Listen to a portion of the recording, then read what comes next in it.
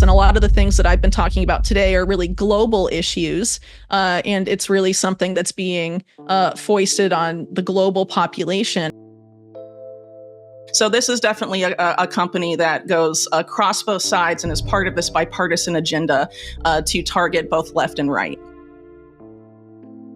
In the shadow of 9/11, we've entered an era where the balance has been brutally tipped. More power for them, less freedom for us, all under the guise of security. But at the end of the day, if you look at what's happened in the post-9/11 era with nearly every crisis, it's usually more control for them, less freedom for us. And I think we need to be vigilant about that and think about how, in the face of any crisis that comes forward, how can we be more sufficient and not so dependent on, maybe a solution that the government would offer, but would come with us being forced to surrender more of our freedom and, more of our actual security. The so-called trade-off between liberty and safety has proven hollow, leaving us with neither increased security nor retained autonomy. Because a lot of times when we've been offered that, that trade-off, we haven't really received increased security. It hasn't increased regular American wealth. It hasn't benefited the little person, but it has, benefited, the surveillance panopticon and a lot of other of these things that have been, built out in the post-9/11 era. Whitney warns us that the government's fingerprints are all over the market, quietly rigging systems to suit their agendas while we remain distracted. And so I think, maybe it will get really bad. Maybe it will be a little less bad, more of a blip. Who knows? It seems like it's gearing up, at least economically, to be quite bad. But these guys, too, have a lot of ways of rigging markets, rigging market responses. So I think they'll try and mitigate or have it play out however they think it will benefit them the most once that crisis emerges, right? In preparation for what feels inevitable, she's prioritizing food self-sufficiency, understanding that the days of blind dependence are drawing to a close. I mean, it could get really bad, and I'm, again, prefer to be over-prepared. So like in my own personal life, I'm gearing up to be food self-sufficient and have some sort of, form of off-grid power. Where I live, there was a storm a few weeks ago and I lost power for 13 days. So, sometimes stuff like that can happen. And so even if it's not a major economic crisis or some other, government-produced crisis, it's always good to be prepared. And in this sort of landscape that's developing, I think the more self-sufficient you are, the more you will have agency and be in more control of your life. And I think that really could benefit everybody personally. Meanwhile, the mainstream media jockeys for exclusive access to RNC figures, creating a theater of distraction as the real power games unfold behind closed doors. Honestly, not at all. But mainstream media, I mean, if you look at their coverage and when they give interviews at places like the World Economic Forum at Davos too, there's a kind of coziness there. And when they're trying to secure exclusive interviews with the biggest figures at the RNC, which obviously is going to attract a lot more, attention right now because the Democrat campaign and, Biden's potential to resign, it's essentially like in free fall. I think you're having a renewed focus there, especially because everything that's happening there and with the recent attempt on Trump's life over the weekend is going to essentially, in my opinion, lead many people in mainstream media to believe, and I don't think it's wrong either, that Trump is, the most likely victor in November. So getting back on the good side of the RNC is definitely going to be on the mind of mainstream media. Because a lot of, their success, I guess you could say, in getting exclusive interviews and stories is all related to access, particularly to whichever side of the two-party system is in power at that point in time. The reason that Thiel has entered the conversation is largely due to the fact that he is responsible not only for J.D. Vance's political career and political success, but also for his previous career as a venture capitalist. They first met when Vance was attending Yale Law School, I believe. And he listened to a talk that Peter Thiel gave, and then a few years after graduating law school, was recruited to join one of the investment firms that Thiel co-founded called Mithril Capital. And was there for a few years, and then later joined some other prominent VC firms, for example, one tied to AOL co-founder Steve Case, running the Rise of the Rest Fund there with him. which was received donors from, some of their biggest donors of that particular fund were people like Jeff Bezos of Amazon, and also the Walton family of Walmart, which, if you're familiar with them, have very extensive ties to Hillary Clinton and the Clinton family in general. And subsequently, decided to run for office and received $15 million in donations from Peter Thiel for his successful Senate campaign. The reemergence of J.D. Vance in Trump's orbit, orchestrated by none other than Peter Thiel, signals the rise of a new elite alignment, designed, not coincidental. And, Vance, as people have noted since his nomination, was originally, when he hit the campaign trail initially, a never-Trumper. And his entry back into Trump's good graces was directly facilitated by Peter Thiel, who was a major donor to Trump's first campaign and very influential on his transition team during his first term. And so Peter Thiel has, I would argue, rightly been noted as sort of the guiding hand behind Vance. And upon the announcement that Vance would serve as Trump's VP over the weekend, Peter Thiel, as well as a lot of people involved with the so-called PayPal mafia, which again, Peter Thiel is a PayPal co-founder. You have Elon Musk and David Sacks, for example, in that particular network.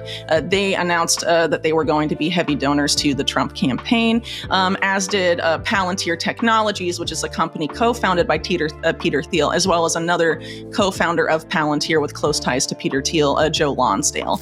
Well, it's interesting because really a lot of South American governments have been unstable at times, but a lot of that has, you could arguably trace back to really, perhaps U.S. government involvement historically in the continent. Latin America and Central America were subjected to a ton of coups sponsored by U.S. intelligence. Whitney pulls back the curtain on how U.S. intelligence manipulates global governments, using subtle yet devastating levers of control. And there's a lot of U.S. intelligence and U.S. government manipulation of national governments down here that have tended to cause problems that sometimes seethe and then a decade later or something.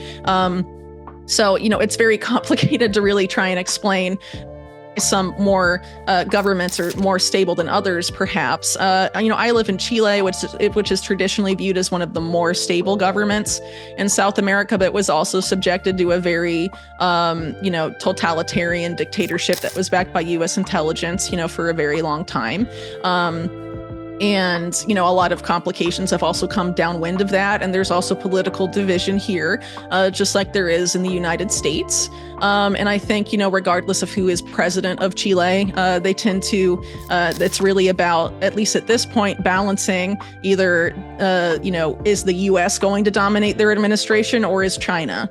It's really not so much about what am I going to do in charge of my sovereign nation? It's balancing the interests of two competing global superpowers at the end of the day. As far as it goes to normal life here, I definitely like it. It's different than the US. I feel like I do have a lot of freedom, but things can be really complicated. The good response here was much more draconian and freedom limiting than a lot of places in the US. And a lot of the things that I've been talking about today are really global issues. And it's really something that's being foisted on the global population. And I don't really think there's any government in the world that isn't on board with some of these policy agendas, at least in some way. And Palantir has advanced, it has just been the contractor of choice for that across every administration. It doesn't matter if it's Republican or Democrat.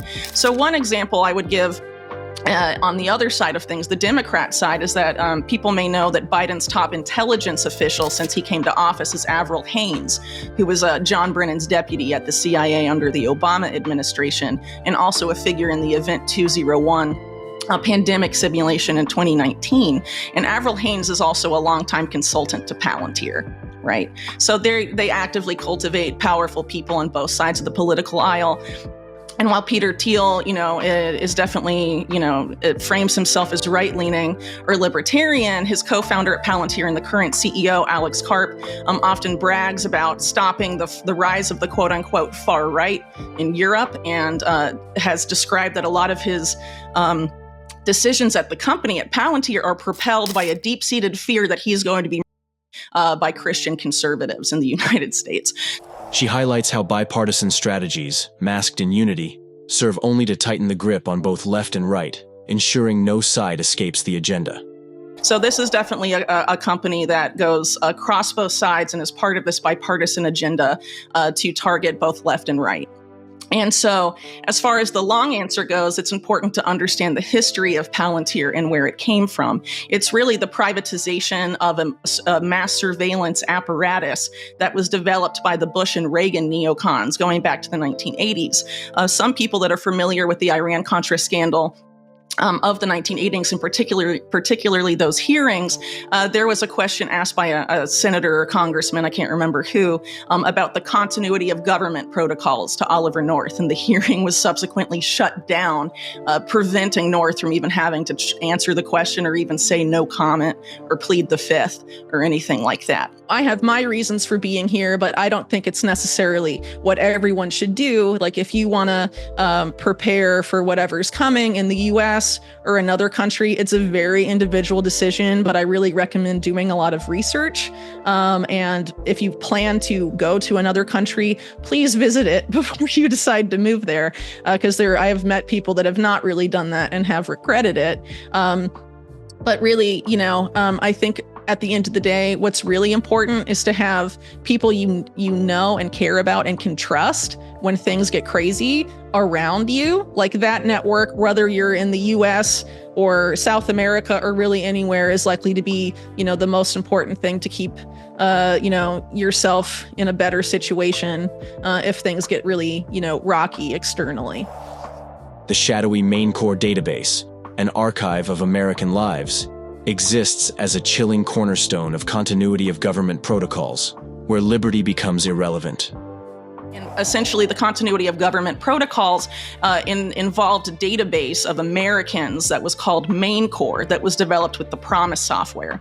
And what Main Core was a database of Americans who were deemed unfriendly by the federal government and could be incarcerated at a time of national crisis. And according to the documentation of what could be, considered a national crisis, internal unrest, mass dissent, nonviolent dissent, mind you, against a U.S. military intervention abroad. So a massive nonviolent protest, for example, against the U.S. invasion of a foreign country, for example, could trigger this. Among many other things, a pandemic, a financial crisis. Because remember, in the 2008 financial crisis, there were talks of imposing martial law on the United States.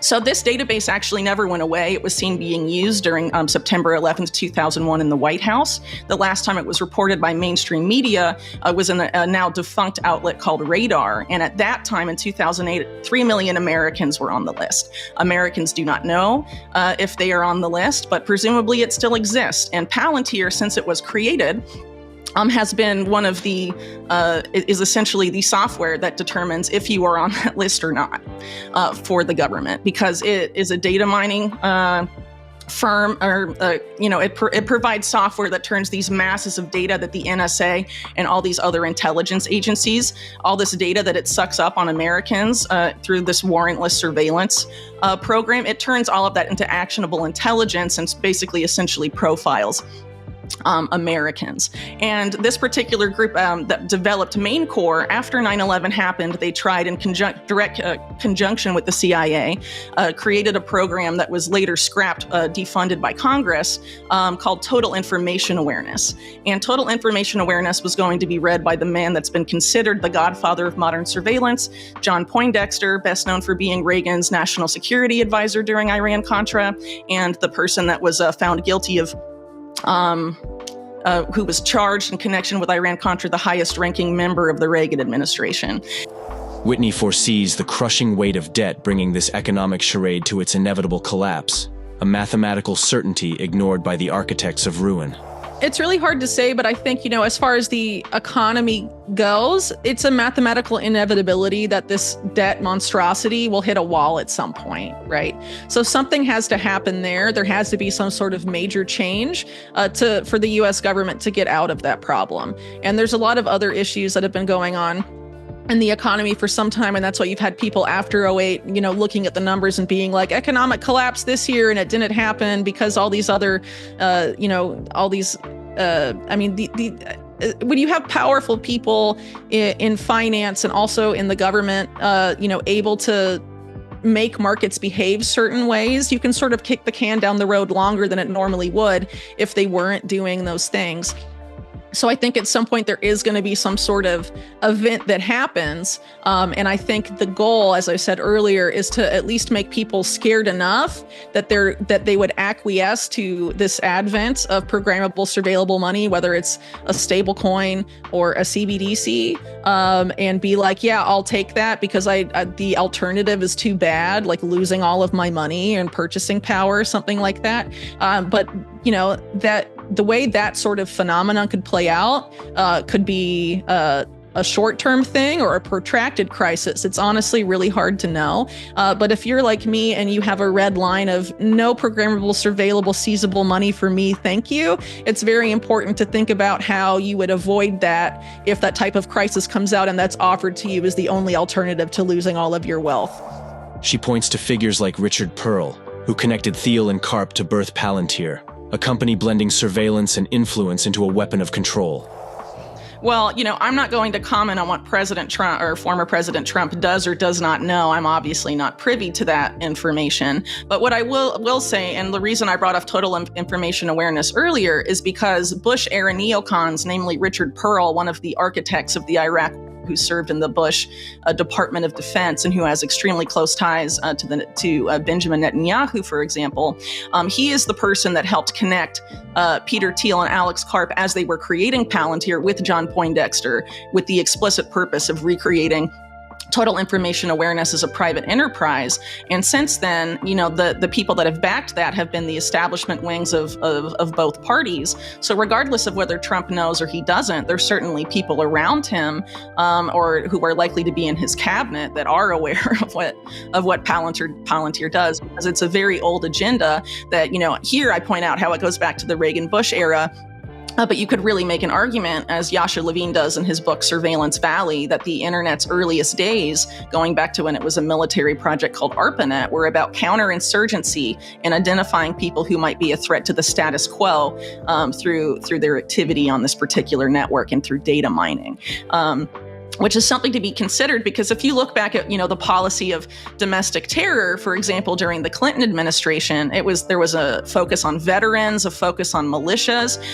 In general, the domestic terror apparatus tends to be pointed at Americans who care about the Constitution, who care about reining in the surveillance state, who care about preventing tyranny, who care about ensuring privacy and freedom for not just for themselves, but for future generations. And, by and large, a lot of that tends to fall sort of in right-leaning segments of the population. And I think people should be very unsettled by this, especially when you consider that Peter Thiel is one of the main investors in Rumble, for example. In this debt-driven monetary paradigm, Whitney warns, we're not just running out of time, we're running out of choices unless we wake up to the system's design. And so will this actually improve the situation? Will it prevent future irresponsible fiscal policy if this is what ultimately ends up happening? It will come down to people resisting that and saying, no, that's not okay. If really it is true that people in the Bitcoin space are opposed to debt and debt-based monetary a debt-based monetary paradigm, which is what I have heard for a long time, and I absolutely agree with that. And I am also concerned about the introduction now of climate finance as a way to use carbon market schemes or other forms of carbon pricing, or some of these efforts to securitize the natural world, like one that was we recently wrote about the Amazon rainforest, for example, being securitized by the guy that invented ETFs. and used to be, head of BlackRock's global investments or something like that. That these are going to be used as different places to shovel debt, because if you have a huge debt crisis, you're looking for things to, shovel the debt into to make your debt problem go away. And so, as we've talked about, I think starting, maybe 3 years ago, Marty, on your show, I've been on talking about this effort to a while, right? At least 5. Yeah, an effort to securitize, the natural world and create this new asset class, that these groups that back this call nature's economy, because they can, essentially quadruple or quintuple the amount of assets in the current economy and basically keep the existing casino model that Wall Street and these banks have, go on forever. They need that new asset class to keep their models.